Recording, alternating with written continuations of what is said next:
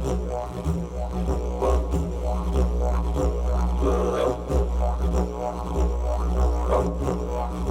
welcome back, folks. I want to talk to you about something that, well, it's something I've talked about before. I've talked about how, reading recent videos about how we have to look at the symptoms and figure out what's actually causing them in order to figure out what the problem is. And, well, yet again, another good example just occurred here. See right here, I got a tie ring in the wall. There's a few of them along this wall. And today the barn owner was changing one of them. And the reason he was changing it is because it got destroyed. And what had happened is, I'm curious, because I'd noticed that it had gotten damaged. The eye bolt had been bent open and the ring had come off of it. I was kind of curious what happened. Well, as it turns out, that somebody had their horse tied up while they were grooming it, which, in my opinion, is your first mistake. You shouldn't have to tie the horse to groom it. And, apparently they didn't work on their relationship with the horse first, and, the horse wasn't too keen on them grooming, I guess, and turned around and bit him.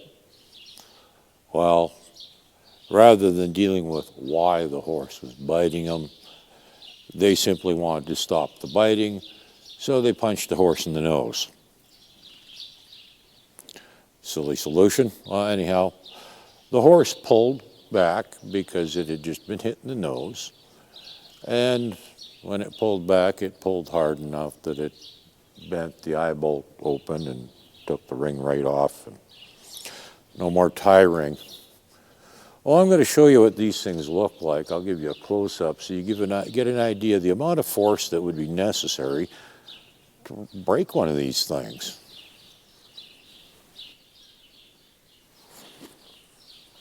Well, as you can see there, got a fairly substantial little piece of metal there that, and you'll notice this ring is actually welded together. No, the horse didn't break that. It actually took this eye bolt, bent it open, and pulled the ring off. And, well, just imagine the amount of force it took to do that.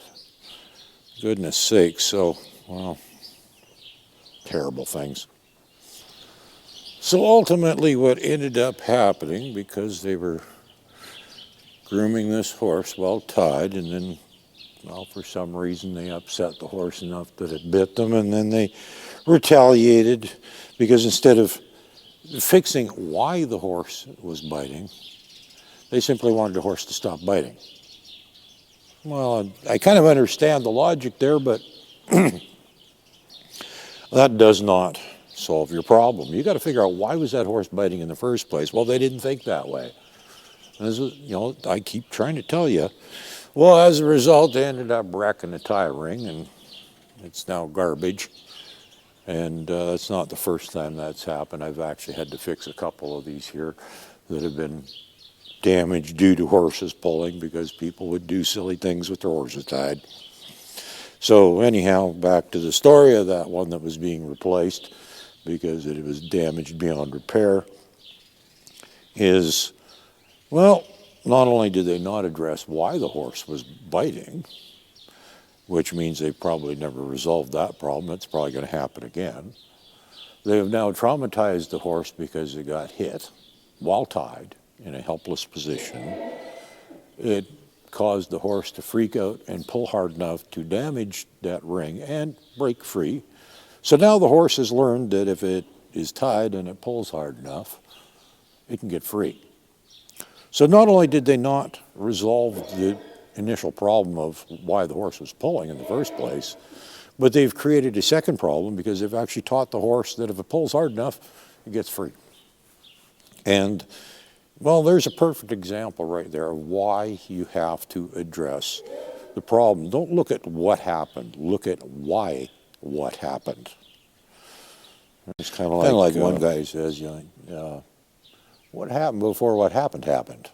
In other words, you got to back up and look at, what triggered the thing that happened that up the level to the point where, because the horse didn't just bite for no reason. It had a reason to bite. There was something going on that made the horse think that it needed to bite to defend itself.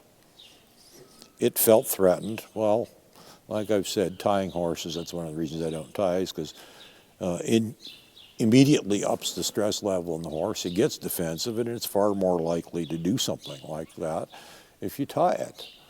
So I teach a horse to stand still so it doesn't need to be tied. And the only time I tie is if there's other people, other horses around, and it is necessary to make everybody happy that I tie the horse. But I don't otherwise, I don't like tying. I've explained that one before. I did another video on why I don't tie. And I've talked about it, I think, since then, why I don't tie, because it just, the minute you confine that horse physically, its stress levels go up. And, well, that would be a perfect example of the kind of things that can happen. The guy got bit. Why? Well, probably wouldn't have had, I can't say, I don't know the whole situation. I can't say why he got bit, but I can bet you that if that horse was not tied, chances are it never would have happened in the first place. But that tying of the horse just upped the level enough that it could happen. So anyhow, that's what my little message for today is. Think about not what happens, but why it happened. What triggered it? What caused it? What was that horse feeling that made it feel obligated to behave in a manner that you would consider to be undesirable? Because I'm pretty sure that nobody really wants to get bit. So I think the way to prevent that is to figure out what caused it in the first place, not simply give the horse a bop in the nose to stop it from biting, because chances are if the horse is upset enough that it thinks it needs to defend itself, giving it a bop in the nose is not going to solve the problem, because when a horse gets into a mode like that, it's kicking into its instincts. Like I said before, they like to, it's a fight or flight. Apparently there's a third component there that I've neglected to ever mention, is freeze. That's where you end up with a shutdown horse. But if they can't flee because they're tied up, well, then their option is to fight if they're that concerned about things. And that's when you end up with getting kicked and getting bit and all kinds of silly stuff like that happening. And, well, like I said, if you want to fix that stuff, if the horse is already in survival mode, I mean, giving it a bop in the nose isn't going to do a darn thing, because it's already fearing for its life, because that's what survival mode is. Its instincts, that's what keeps it alive. So if it behaves in an undesirable manner like that, chances are it's fearing for its life, and it's just simply trying to stay alive is all it's doing, and giving it a bop in the nose is not going to solve the problem. You got to figure out why that behavior happened in the first place, and then back up and address that. Okay, have a good day.